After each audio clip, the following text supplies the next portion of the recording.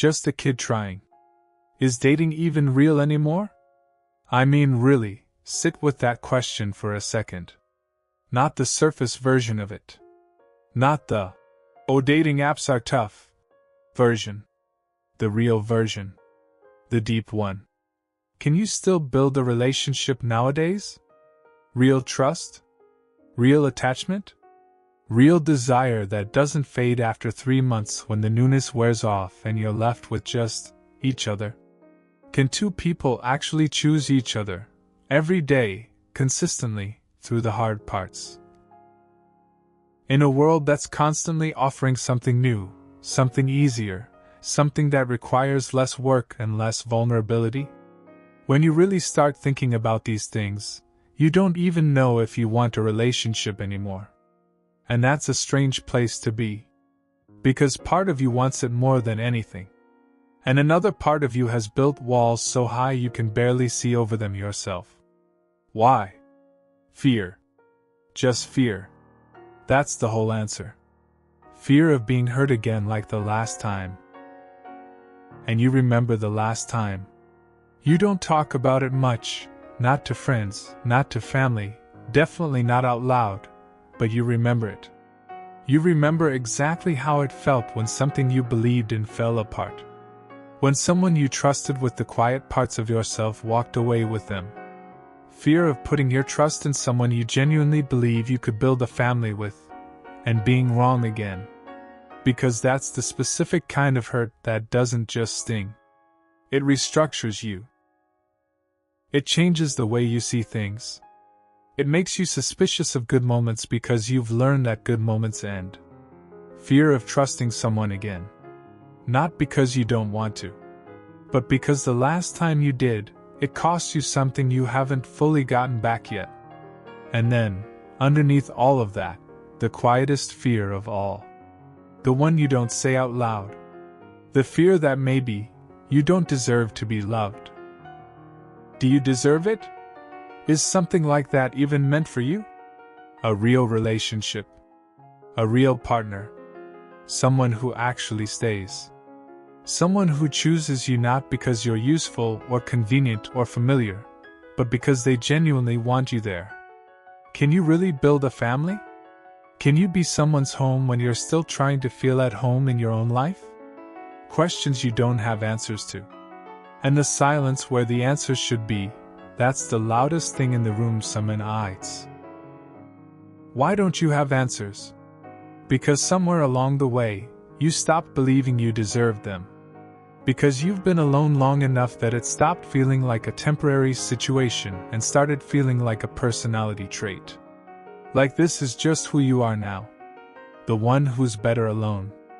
The one who doesn't need anyone. Because you feel guilty. Maybe for things that happened. Maybe for the way things ended. Maybe for the walls themselves.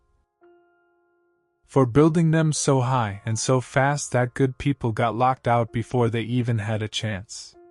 You carry that guilt quietly. You don't show it. But it's there. And yet, a flower always appears. It always does. That's the thing nobody warns you about when you decide you're done with all of this. You make the decision. You close the door. You tell yourself, no more. You mean it. And then life sends you a flower. Cute. Quiet. Shy. Not loud about it. Not trying to impress you. Not performing. Just there. Genuine in a way that catches you off guard because you'd almost forgotten what genuine looks like. A flower that hits you straight in the heart before you even realize you left it unguarded for a second. But you're strong now. Right. You don't want anyone. You've said it enough times that you've almost started to believe it. You're the lone wolf. You move alone, you think alone, you heal alone, or at least that's what you tell yourself. You made a promise to yourself. No more trust given away freely. No more love handed over to someone who might not handle it carefully. No more being hurt like that. You don't want it. You don't need it. Even though you're still hurt. Even though the reason you built the wall in the first place is still sitting there, unresolved, in the back of your chest. Even though, "I don't need anyone," is sometimes the loneliest sentence a person can think. But the wall stands. You're committed to it. Still, you agree to just be friends. And this is where it gets complicated. Because you know what you're doing. Some part of you knows exactly what you're doing. Just friends is what you say so you don't have to admit that something about this person made you stop for a second.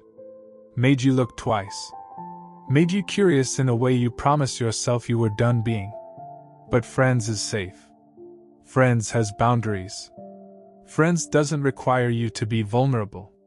So, just friends. Small conversations at first. The kind that don't mean anything on their own. How was your day? Did you see that thing? You hear about this. Safe. Easy. Low stakes.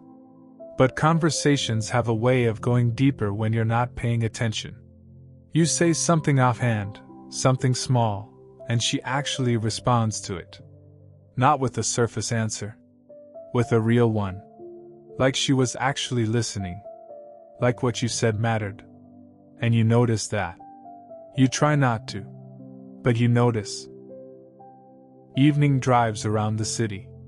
Windows down or windows up depending on the weather, music low enough to talk over, the city lights doing what city lights do at night, making everything look a little more cinematic than it actually is. You're not on a date. You're just driving. Just friends. A walk through the park. Slow. No destination. The kind of walk where the point isn't where you're going, it's just that you're not ready to stop yet. Not ready for the night to end. Not ready to go back to the apartment and be alone with the quiet. But you don't say that. You just walk a little slower. Tonight you even paid for dinner. You told yourself it was just because it was your turn. Just because it's what you do. Just because it didn't mean anything. It meant something.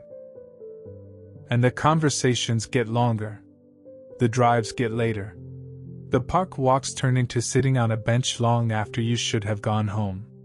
And something is happening, slowly, quietly, the way real things happen, underneath all the just friends, and all the walls and all the promises you made to yourself. Something is shifting. You're laughing more. Not performed laughter. Not the kind you do to seem okay. Real laughter, the kind that catches you off guard, the kind that makes you feel lighter for a second and then you notice you feel lighter, and that almost scares you. You're talking about things you don't usually talk about. Things you keep filed away. And she listens. She doesn't fix. She doesn't rush. She just listens, and somehow that's more than most people have ever given you. You're showing up. Even when you told yourself you wouldn't. Even when the plan was distance. Even when every instinct you built over the last few years is saying, careful. Careful. Don't get too close. You're getting close.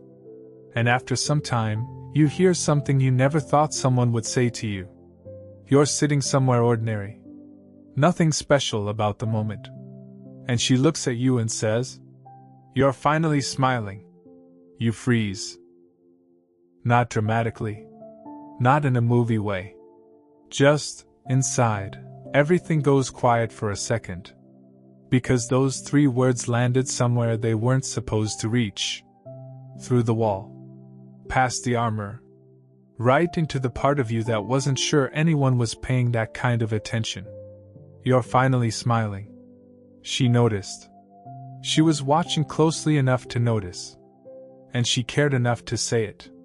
Your mind starts racing, and one question keeps repeating. Am I actually happy? Not, am I okay? Not, am I getting by? Not, am I surviving this week? Happy. Actually, genuinely, quietly happy. When did that happen? You don't look for the answer. Because you're looking at her. And somewhere in the process of not wanting anyone, of protecting yourself, of lone wolf and walls and, I don't need this, you fell in love. Even though you didn't want to. Even though you tried. Genuinely tried. The wall was real. The distance was real. The decision was real. Even though you told yourself, never again. Not like this. Not this open. Not this unguarded. You're in love. And the wall you built, brick by brick, hurt by hurt, year by year, finally breaks. Not all at once. Not dramatically. Just, quietly, in the middle of an ordinary evening, with someone who noticed that you were finally smiling. It breaks. And then you're in a relationship. And you're happy. Actually happy. The kind that's not loud about itself. The kind that just settles into your daily life and makes everything slightly warmer. You become that couple. You know the one. The couple people look at and say, yeah, those two. The ones everyone assumes will get married someday. The ones who just fit in that quiet, easy way that's hard to explain but impossible to miss. People say it to your face sometimes. You two are perfect together. And you smile because you know they're right and you still can't fully believe it's real. You move in together. Two lives becoming one shared space. Her things next to your things. Her routines folding into yours. The ordinary logistics of building a life side by side, and somehow even the ordinary logistics feel like something. At night, after dinner, you get into bed. You put on an episode of your favorite show. The one you've both seen before, but somehow it's better this way, together, with nowhere to be. And then you hear it. Quiet. Soft.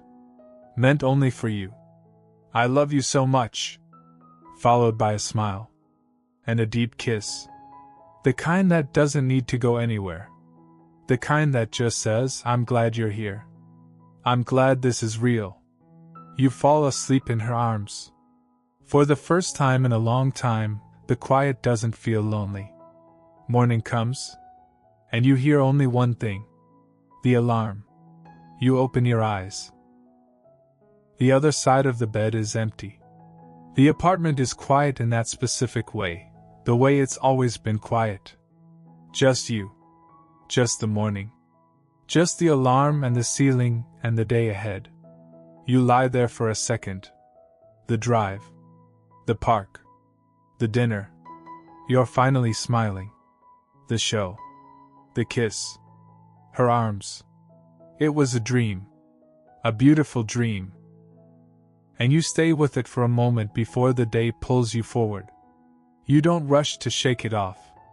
You let it sit there in your chest, warm and aching at the same time, because even a dream like that is something. Even imagining it means that somewhere underneath all the fear and the walls and the lone wolf and the promises to yourself, you still want it. You still believe in it. And that matters. That means something. The wall is still there. Yeah. It's still standing. But a dream like that? That's a crack in it. And one day, it will become reality.